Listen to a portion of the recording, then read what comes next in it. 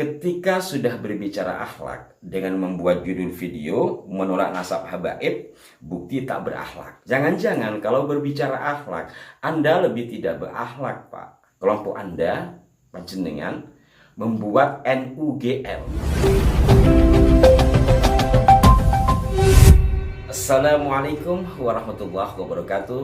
Salam jumpa, salam sejahtera untuk Anda semua. Salam persaudaraan dari kami, Aras 9 Channel. Kembali saya menyapa Anda dan kembali saya mengucapkan terima kasih yang tidak terhingga atas respon positif Anda terhadap konten-konten kami, dan mohon maaf jika tidak semua komentar sempat kami berikan balasan. Semoga Anda dan kita semua senantiasa dalam lindungan Tuhan yang Maha Kuasa.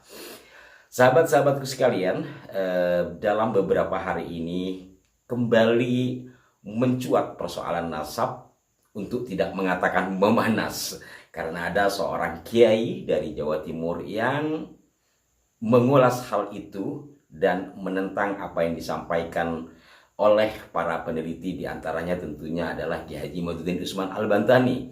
Terkait hal ini sebenarnya saya tidak ingin turut mengomentari karena sudah banyak kanal-kanal YouTube yang memberikan komentar. Tetapi ketika sang kiai itu sudah berbicara akhlak, saya cukup tersentak.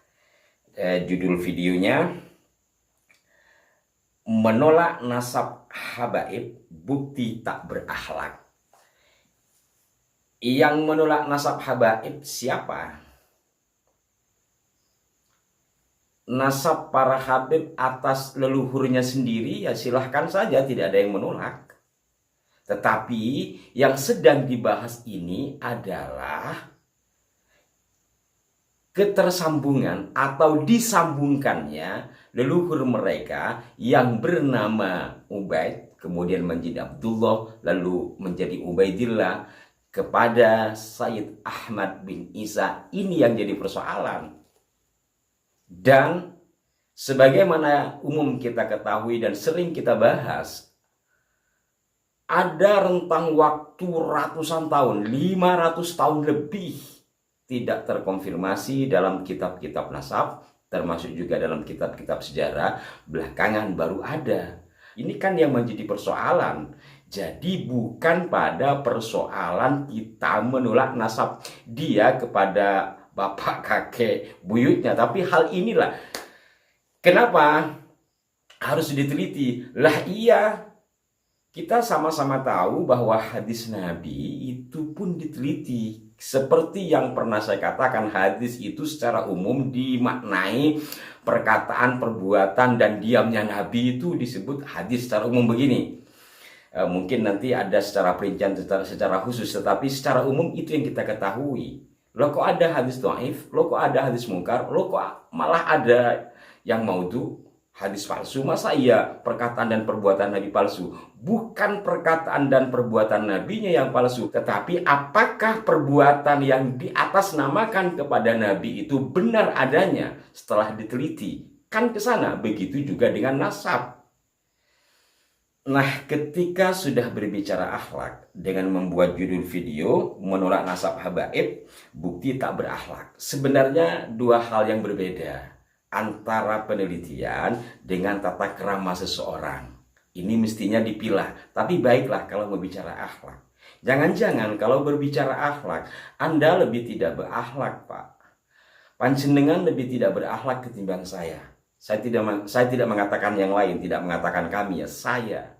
Kenapa saya katakan demikian? Sejelek-jeleknya saya tidak pernah menambah embel-embel kata apapun di belakang kata NU atau Nahdlatul Ulama. Kelompok Anda, panjenengan, membuat NUGL. Sebagian orang mengatakan itu NU tandingan pasca muktamar di Jombang beberapa tahun yang lalu. Kenapa saya katakan tidak berakhlak dalam menambahi kata GL? Ini sebenarnya berlaku buat siapapun sih menurut hemat saya. Sebab apa? Saya tidak mengkultus NU, saya tidak mengkultus nama NU, tapi saya berusaha sebisa mungkin untuk menghormati hasil jerih payah dari kiai-kiai pendiri NU. Membuat nama Nahdlatul Ulama tidak asal-asalan.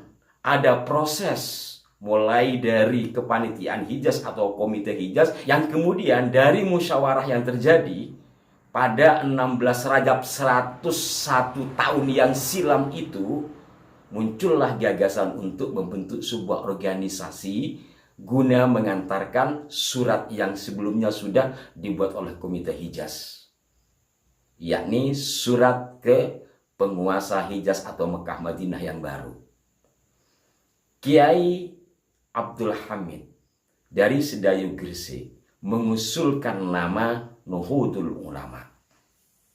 Tetapi nama itu kemudian disanggah oleh Kiai Haji Mas Alwi Abdul Aziz, karena menurut Kiai Mas Alwi Abdul Aziz yang lebih tepat itu adalah Nahdlatul Ulama, bukan Nahdlatul Ulama, dengan pengertian bahwa para ulama sudah lama bangkit tapi baru terorganisir.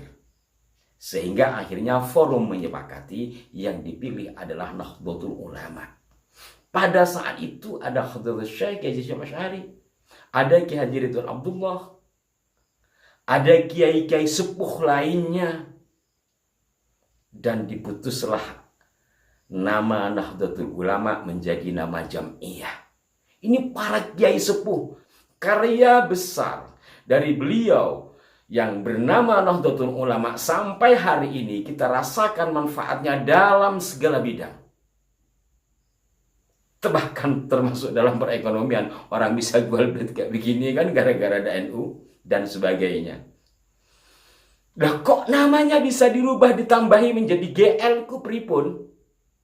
Kalau mau bicara akhlak, saya pikir lebih baik membenahi persoalan-persoalan diri kalau mau bicara akhlak.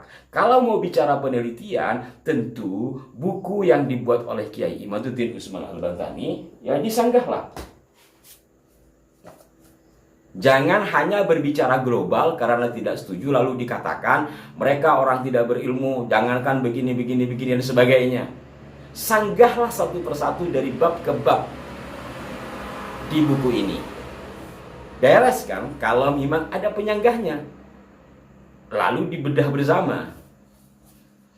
Kalau mau bicara penelitiannya, tapi kalau bicara akhlak, NU saja namanya ditambah-tambahi. Sekali lagi, sejelek-jeleknya saya sampai hari ini tidak berani menambah-nambah itu. Bahkan ya saya pernah membuat buku kecil, buku saku, saya kasih judul Istighosah An-Nahdiyah. Terkait dengan istighosa yang biasa kita baca, itu kan ada banyak versi, tapi satu versi yang saya sebut An-Nahdiyah ini adalah yang dibaca pertama kali ketika NU membuat acara besar yang disebut Istighosah Kubro pada 1992. Mumpung orang-orangnya Pak masih ada pada saat itu, terutama Sekretaris PWNU Jawa Timur yaitu Kiai Haji Fuad Anwar. Saya wawancara dengan beliau. Lalu saya kasih nama Istighosah An-Nahdiyah dengan pengertian, saya nggak tahu ejaannya benar apa enggak secara gramatika Arab ya. Dengan pengertian bahwa itu istighosahnya orang NU atau Kang Bongso Kebangkitan gitulah. Kaitannya ya istighosahnya NU. Ini pun saya masih nanya, boleh apa enggak? Ternyata kata teman-teman saya ya untuk membedakan dengan istighosah-istighosah yang ada di pesantren-pesantren dari kiai-kiai kita, karena istighosah yang dibuat atau dirangkum pada 1992 dalam Istighosah Kubro yang pertama yang dilaksanakan di Surabaya, itu adalah kalimat-kalimat istighosah yang biasa dilazimkan oleh 5 kiai. Jadi ada potongan-potongan kalimat dari 5 istighosah para kiai. Di antaranya adalah Kiai Abbas Buntet, kemudian Kiai Mahrus Ali Lirboyo, kemudian Kiai Romli Tamim, kemudian Kiai Usman Alis Haki Surabaya, kemudian Kiai Muslih Meranggen. Itu saya memberikan nama An-Nahdiyah saja, bukan NU gitu, atau NU ditambahin. Itu saya masih nanya-nanya gitu, boleh apa enggak kira-kira. Karena apa? Kehati-hatian. Lah ini NU ditambah GL. Padahal sejak berdirinya, sejak diputuskan jam'iyah itu bernama Nahdlatul Ulama yang disingkat menjadi NU, tidak pernah ada tambahan apapun di belakangnya.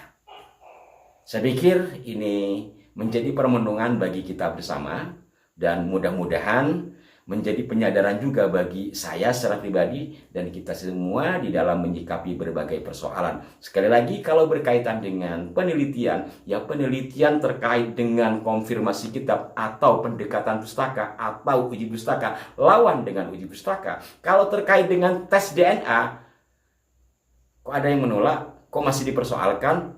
PBNU saja dari beberapa tahun silam sudah membuat bahsul masail terkait dengan tes DNA. Kiranya demikian apa yang bisa saya sampaikan. Mohon maaf jika ada kekeliruan. Sampai jumpa. Wassalamualaikum warahmatullahi wabarakatuh.